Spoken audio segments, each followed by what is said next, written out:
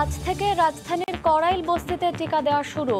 থাকছে কেন্দ্রেই রেজিস্ট্রেশনের ব্যবস্থা, দেয়া হবে সিনোফার্ম। এবং প্রায় ৮ মাস পর টেকনাফ সেন্ট মার্টিন রুটে জাহাজ চলাচল শুরু। ৩০০-র বেশি পর্যটক নিয়ে ছেড়েছে জেটি। ক্ষতি পুষিয়ে ওঠার আশা ব্যবসায়ীদের।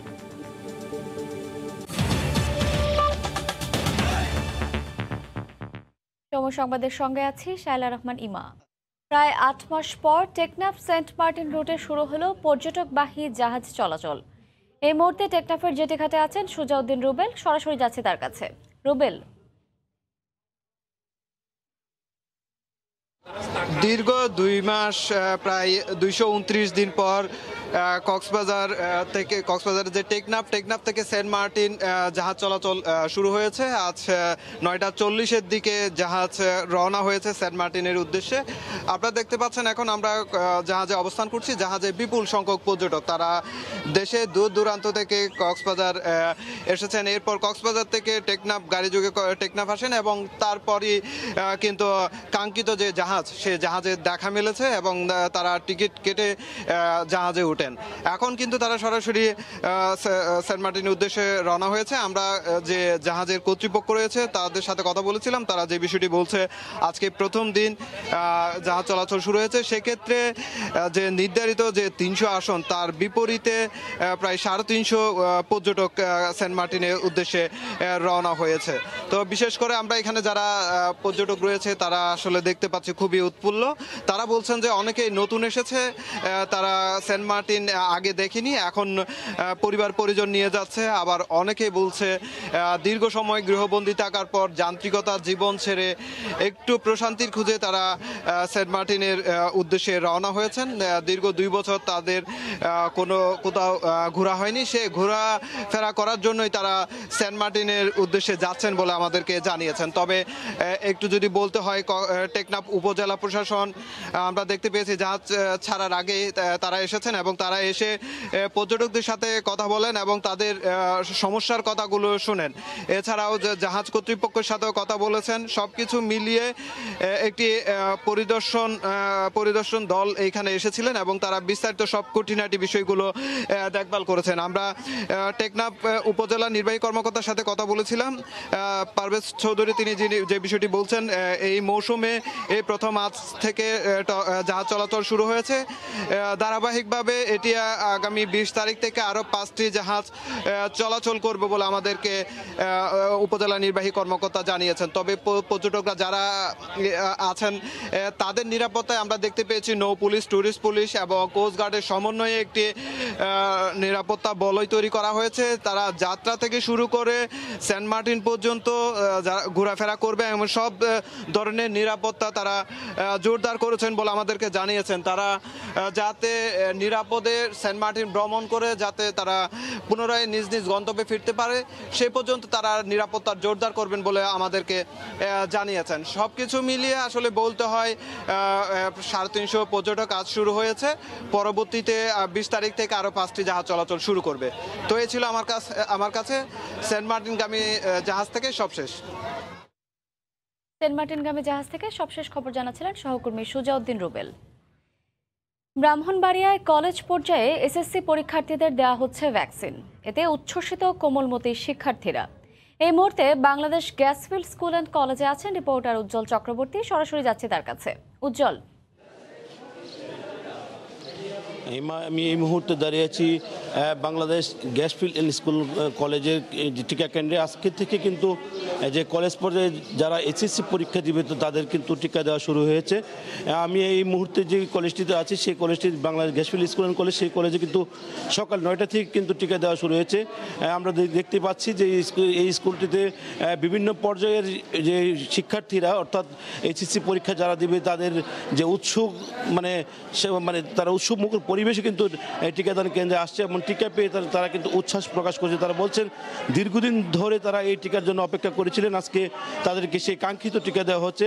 আমরা কথা বলেছিলাম শিক্ষার্থীদের সাথে যারা টিকা গ্রহণ করেছেন, তারা বলছেন যে আমাদেরকে অ্যাস্ট্রাজেনেকার টিকা দেওয়া হয়েছে, আমরা সেই টিকাটির জন্য অধীরে আগ্রহ অপেক্ষা করেছিলাম। এই টিকাটি নেওয়ার মাধ্যমে অর্থাৎ টিকাটি গ্রহণ করার মাধ্যমে তারা যে কোভিডের যে ঝুঁকি, সেই ঝুঁকি থেকে অনেকটাই মুক্তি পাবে বলে আমাদেরকে জানিয়েছেন। আপনাকে জানিয়ে রাখি, শুধু এই গেস্টফিল্ড স্কুল অ্যান্ড কলেজে নয়, আজকে 4টি কলেজে এই প্রথমবারের মতন এই শিক্ষার্থীদেরকে টিকা দেওয়া হচ্ছে। একটি হচ্ছে সুহিলপুর হারুন রশিদ ডিগ্রি কলেজ, পাশাপাশি Chargachh NI Bhuiyan degree college, Chatalpar degree college কেন্দ্রে এই টিকা দেওয়া হচ্ছে। আমি কিছুক্ষণ আগে ব্রাহ্মণবাড়িয়ার জেলা সিভিল সার্জনের সাথে কথা বলেছিলাম, তিনি আমাদেরকে জানিয়েছেন আজকে শুধু এই 4টি কলেজের শিক্ষার্থীদের যারা এসএসসি পরীক্ষায় অংশগ্রহণ করবেন তাদেরকে দেওয়া হচ্ছে। পাশাপাশি যে ইউনিয়ন যে স্বাস্থ্য কমিউনিটি ক্লিনিকগুলো আছে সেখানে কিন্তু সিনোফার্মের যে টিকা সেই সাধারণ মানুষকে কিন্তু সেগুলো দেওয়া হচ্ছে।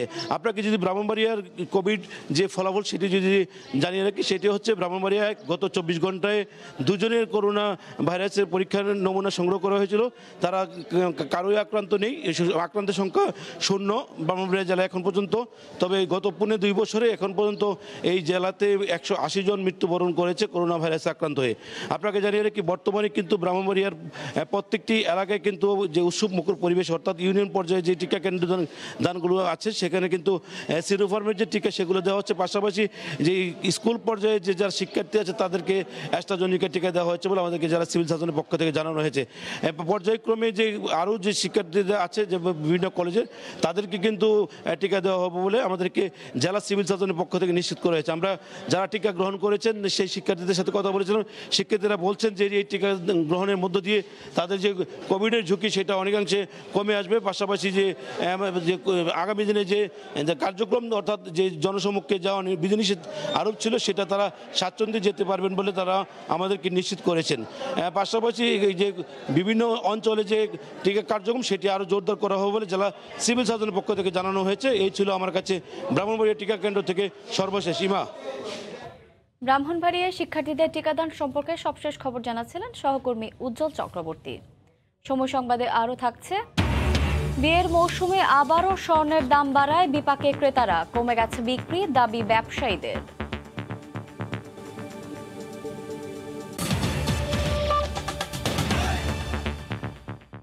সমুদ্র থেকে মাছ ধরা, বিক্রি, দাম ধরা সবকিছুর নিয়ন্ত্রণ বড় সাহেবদের কবজায়। সুন্দরবন দস্যুমুক্ত হওয়ার 3 বছরেও ভাগ্য ফেরেনি জেলেদের, অথচ দেশের সিংহভাগ সামুদ্রিক মাছ ও শুটকির যোগানদাতা সুন্দরবনের দুবলার চর। এখান থেকে প্রতি বছর সরকারের কোটি কোটি টাকা রাজস্ব আয় হলেও সব ধরনের সুযোগ সুবিধা বঞ্চিত চরের জেলেরা। এমনকি নেই সুপেয় পানির ব্যবস্থা। জেলেদের অভিযোগ, কিছু ব্যক্তি ক্ষমতার জোরে এখনও আধিপত্য চালিয়ে যাচ্ছে সুন্দরবনে। এতে এখনও প্রায় দাস প্রথায় আটকে আছে তাদের জীবন। সুন্দরবন ঘুরে এসে আশরাফুল ইসলামের ক্যামেরায় সাদাত রহমতুল্লাহর রিপোর্ট। প্রাকৃতিক সৌন্দর্যের এক অপূর্ব লীলাভূমি সুন্দরবন। বঙ্গোপসাগরের কাছে সবুজের বুক চিরে জেগে ওঠা এক চর, দুবলার চর। শীতের 5 মাস এই চরে মাছ ধরার উৎসবে মাতেন জেলেরা। সারা রাত মাছ ধরে সকালের জোয়ারের পানির সাথে ফিরতে শুরু করেছে জেলেদের মাছ ধরার নৌকা। সে মাছ নিয়ে চরে যাওয়ার ব্যস্ততায় হাঁক ডাকে মুখর দুবলার চর। মৌসুমের শুরু থেকেই ঝাঁকে ঝাঁকে ধরা পড়ছে সামুদ্রিক কোরাল, লইট্টা সহ সব ধরনের মাছ।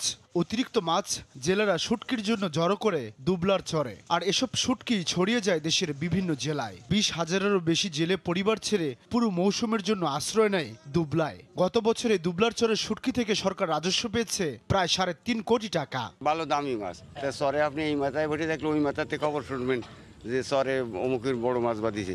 একদিন পর আজকে যাচ্ছে, আবার কালকে চলে আসবো মাছ ভালো হইলে। এই যে মাছ ধরতেছি আমরা, এই মাছটা আমরা এখানে শুকাই। সবুজের সজীবতায় ঘেরা এই চরে বনদস্যুমুক্ত শান্তির সুবাতাস বইলেও রয়েছে কর্তৃত্ববাদের অদৃশ্য দাপট। জেলেদের ভাগ্য নির্ভর করে সাহেবদের মর্জির উপর। মাছের মূল্য কত হবে, কার কাছে বিক্রি হবে, সবকিছুর নিয়ন্ত্রণ তাদের হাতে। সরকার যদি আমাদের লোন দেয় তো আমরা সুদের থেকে আমরা রেহাই পাতাম। পরের কাছ থেকে আনতে গেলে, অন্য লোকের আনতে গেলে হাজারে আপনার প্রতি মাসে 50 টাকা দিতে হয়। বিশালে চরে জেলেদের জন্য নেই কোনো চিকিৎসা কেন্দ্র, দুর্যোগে মেলে না কোনো আশ্রয়, অথচ সুন্দরবনে মাছ ধরা থেকে শুটকি শুকানো সবকিছুর জন্য দিতে হয় সরকার নির্ধারিত ফি। যাদের নিয়ন্ত্রণে ব্যবসাটা চলে তারা হচ্ছে শোষণ করে, শুধু শোষণটাই বুঝে তারা, কিন্তু গণমানুষের কথাটা বোঝে না। কাকা বললাম যে দাদার বাগে ধরেছে বাঁচাও, বলে কর্মচারী যে যা ছিল যার মতো সে পালাই গেছিল। কাজ কাম করতে গেলে দেখা যাচ্ছে পুরো টুলে যায়, একটু স্যারেটলে যায়, প্রাইমারি ট্রিটমেন্টটা। পৃথিবীর ম্যানগ্রোভ বনাঞ্চল সুন্দরবন র্যাবের সহায়তায় 2018 সালে দস্যুমুক্ত ঘোষণা করে সরকার। দেশের অন্যতম শুটকির যোগানদাতা এই দুবলার চর। সমুদ্রের আহরণ থেকে শুরু করে বাজারজাতকরণ পর্যন্ত প্রতিটি পর্যায়ে রয়েছে সরকার নির্ধারিত রাজস্ব। কিন্তু যাদের শ্রমে ঘামে বিশাল অর্থনীতি গড়ে উঠেছে তারা এখনও মহাজনের চড়া ঋণের সুদের গলিতে আটকে আছে। শুধু তাই নয়, চিকিৎসা সহ মৌলিক অধিকার থেকে বঞ্চিত এ চরের মানুষ। তারা বলছেন এসব সমস্যার সমাধান হলেই ঘটবে তাদের জীবনমানের উন্নয়ন। সাদাত রহমতুল্লাহ, সময় সংবাদ, দুবলার চর, সুন্দরবন। বিয়ের মৌসুমে আবারও বাড়ল স্বর্ণের দাম। এতে গহনা কেনায় ভোগান্তিতে পড়তে হচ্ছে ক্রেতাদের, সেই সাথে বেচা বিক্রি অনেকটাই কমে গেছে বলে জানান বিক্রেতারা। আন্তর্জাতিক বাজারে বাড়ার কারণে দেশেও স্বর্ণের দাম বেড়েছে বলে জানান জুয়েলার্স সমিতির নেতারা। বিস্তারিত জানাচ্ছেন পার্থপ্রতিম বিশ্বাস। আবারও অস্থির হয়ে উঠেছে স্বর্ণের বাজার। বিশ্ববাজারে দাম বাড়ার প্রভাব পড়েছে দেশেও। নতুন দামে 22, 21 ও 18 এই 3 মানের স্বর্ণের ভরিতে বেড়েছে 2,333 টাকা। সবচেয়ে ভালো মানের 22 ক্যারেটের প্রতি ভরি স্বর্ণের দাম ধরা হয়েছে 74,300 টাকা, যা আগে ছিল 71,967 টাকা। 21 ক্যারেটের প্রতি ভরি স্বর্ণ 71,150 টাকা, আগে ছিল 68,818 টাকা। আর 18 ক্যারেটের প্রতি ভরির দাম হয়েছে 62,402 টাকা, আগে ছিল 60,070 টাকা। বিয়ের মৌসুমে হঠাৎ করে স্বর্ণের দাম বেড়ে যাওয়ায় ভোগান্তিতে পড়েছেন ক্রেতারা। স্বর্ণের দাম এখন যে পরিমাণে বাড়ছে সবার পক্ষে কিন্তু পসিবল হচ্ছে না ওই দামে কিনা। অবশ্যই এটা উচিত যে দামটা কমানো। বিয়ে শাদীর অনুষ্ঠানে একটু আসলে দাম বেড়ে যায়, দাম বেড়ে গেলে একটা সমস্যা হয়।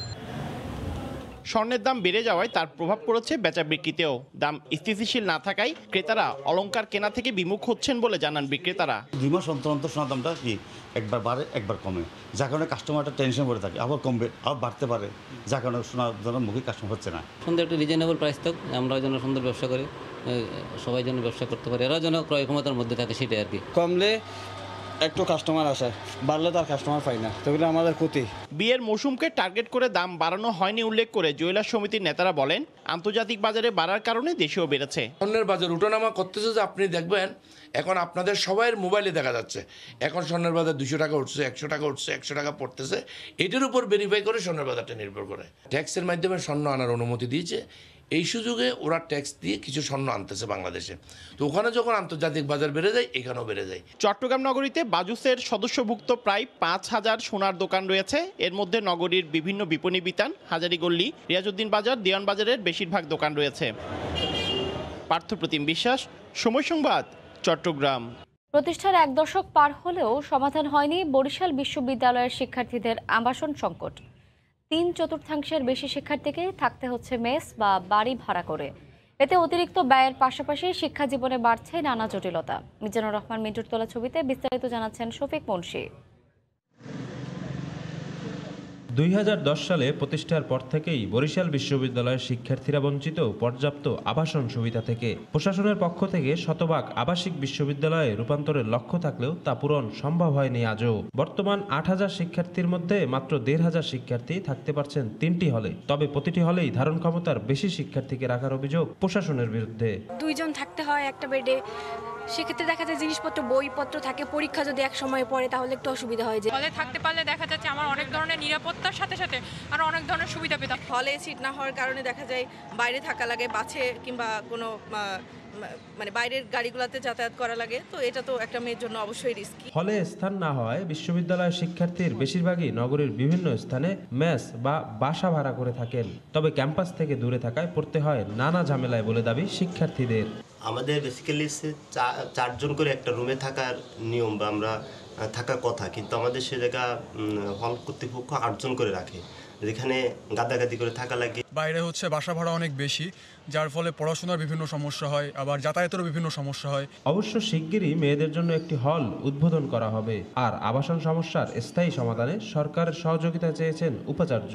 অতি সত্বরই আমরা এই ছাত্রী হলটি চালু করার চেষ্টায় আছি। আগামীতে আরও ছাত্র এবং ছাত্রী হল তৈরি করার জন্য আমি সরকারি সহযোগিতা কামনা করছি। 50 একর জমির উপর প্রতিষ্ঠিত এই বিশ্ববিদ্যালয়ে প্রতি বছরই বিভাগ ও শিক্ষার্থী সংখ্যা বাড়লেও আবাসন সুবিধার কোনো উন্নতি হয়নি। আর এ সমস্যা সমাধানে সরকারি বরাদ্দ বৃদ্ধির বিকল্প নেই বলে মনে করেন শিক্ষার্থীরা। শফিক মুন্সি, সময় সংবাদ, বরিশাল। কোভিড মহামারীতে বাংলাদেশকে নানাভাবে সহযোগিতা করেছে যুক্তরাষ্ট্র। এরই ধারাবাহিকতায় এবার টিকা পরিবহনে বাংলাদেশকে 18টি ফ্রিজার ট্রাক উপহার দিচ্ছে জো বাইডেন প্রশাসন। ইতোমধ্যে হস্তান্তর করা হয়েছে 4টি। যুক্তরাষ্ট্র থেকে লস্কর আল মামুনের রিপোর্ট। এবার করোনা টিকা পরিবহনে বাংলাদেশকে 18টি ফ্রিজার ট্রাক উপহার দিচ্ছে যুক্তরাষ্ট্র।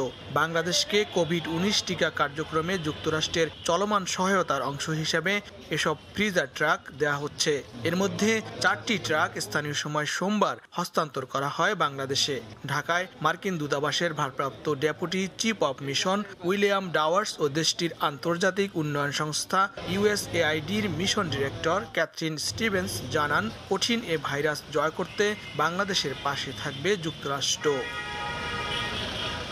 এদিকে কয়েক দফায় বাংলাদেশকে 1,50,00,000 ডোজ করোনা ভাইরাসের টিকা উপহার দিয়েছে যুক্তরাষ্ট্র। আরও 1,40,00,000 ডোজ ফাইজারের টিকা দেওয়ার কথা রয়েছে। কোভ্যাক্সের আওতায় এই টিকা দেশে পৌঁছাবে, জানিয়ে আশাবাদী প্রবাসী বাংলাদেশিরাও। গেল বছরে যুক্তরাষ্ট্রের করোনা পরিস্থিতির চরম অবনতির মধ্যেও টিকা উদ্ভাবন ও বিতরণে সাফল্য দেখিয়ে কোভিড পরিস্থিতি অনেকটাই জয় করেছে বাইডেন প্রশাসন। এরপর মিত্র দেশগুলোকে সহায়তা দেওয়া শুরু করে দেশটি। প্রথম দিকে সে তালিকায় বাংলাদেশের নাম না থাকলেও বাংলাদেশ সরকারের কূটনৈতিক সাফল্য ও বাংলাদেশের দিকেও সহায়তার হাত বাড়ায় ডেমোক্র্যাট প্রশাসন। লস্কর আল মামুন, সময় সংবাদ, যুক্তরাষ্ট্র। 4 জাতীয় টুর্নামেন্টের খবর। ফাইনালে ওঠার লক্ষ্য নিয়ে আজ শ্রীলঙ্কার বিপক্ষে মাঠে নামবে বাংলাদেশ। ড্র করলেই শিরোপার লড়াইয়ে নামার সুযোগ পাবে লাল সবুজরা। তবে পয়েন্ট ভাগাভাগি নয়, এ ম্যাচে জয় ভিন্ন কিছুই ভাবছে না কোচ মারিও লেমোস। কোচের আস্থার প্রতিদান দিতে সর্বোচ্চ চেষ্টা করবে বলে জানান জামাল ভুইয়ারা। কলম্বো রেসকোর্স স্টেডিয়ামে ম্যাচটি শুরু হবে রাত 9:30টায়। বাজে সময় দেশের ফুটবলের সঙ্গে লেগে আছে অনেকটা জোকের মতো, যেটা বারংবার ছাড়াবার চেষ্টা করেও কোনো সুফল মিলছে না। অবশ্য এটাও ঠিক, এই অদৃশ্য বা কথিত জোক থেকে বাঁচতে আমাদের ফুটবলাররা কতটা সামর্থ্যপূর্ণ। সে যাই হোক, সেশেলসের বিপক্ষে অপ্রত্যাশিত ড্রয়ের পরও বাংলাদেশ 4 জাতীয় টুর্নামেন্টে টিকে আছে মালদ্বীপের সঙ্গে জয়। যদিও সেই ম্যাচের পারফরমেন্স নিয়ে প্রশ্ন থেকেই যায়, তবে শ্রীলঙ্কার বিপক্ষে আরও ভালো করার প্রত্যাশা কোচের। আমরা এখনো সেরা খেলাটা খেলতে পারিনি, তার উপর কিছু ভুল ত্রুটি তো ছিলই। তবে ফুটবলাররা ভালো করছে, আশা করছি এই ম্যাচে তারা আরো ভালো করবে। আমরা পয়েন্ট পেলেই ফাইনালে খেলবো, তবে আমাদের লক্ষ্য থাকবে জয় তুলে নেওয়া। এই ম্যাচটা বাংলাদেশের জন্য বেশ কঠিন হবে, কারণ স্বাগতিকদের সম্ভাবনা এখনো টিকে আছে জয়ের হিসেবে, সঙ্গে আছে গোল ব্যবধানের সমীকরণ। তাই লঙ্কানরা চাইবে সর্বোচ্চটা দিয়ে চেষ্টা করতে। তবে এসব নিয়ে খুব একটা ভাবনা নেই কাপ্তানের। শ্রীলঙ্কা ওরা একটা ওরা অ্যাটাকিং ফুটবল খেলবে, এটা আমরা জানি। সো ওইখানে একটা ফাঁকা জায়গা আছে where we can do something. শ্রীলঙ্কার সঙ্গে মুখোমুখি পরিসংখ্যানে এগিয়ে বাংলাদেশ। সবশেষ সাফ চ্যাম্পিয়নশিপে ওদের 1-0 গোলে হারিয়েছিল জামাল ভুইয়ারা। এসএম ইকবাল, সময় সংবাদ। সময় সংবাদের শীর্ষ সংবাদগুলো জানিয়ে দিচ্ছে আরেকবার। আজ থেকে রাজধানীর করাইল বস্তিতে টিকা দেওয়া শুরু, থাকছে কেন্দ্রেই রেজিস্ট্রেশনের ব্যবস্থা, দেওয়া হবে সিনোফার্ম। এবং প্রায় 8 মাস পর টেকনাফ সেন্ট মার্টিন রুটে জাহাজ চলাচল শুরু। 300-র বেশি পর্যটক নিয়ে ছেড়েছে জেটি। ক্ষতি পুষিয়ে ওঠার আশা ব্যবসায়ীদের। এই ছিল সময় সংবাদে, সঙ্গে থাকুন সময়ের।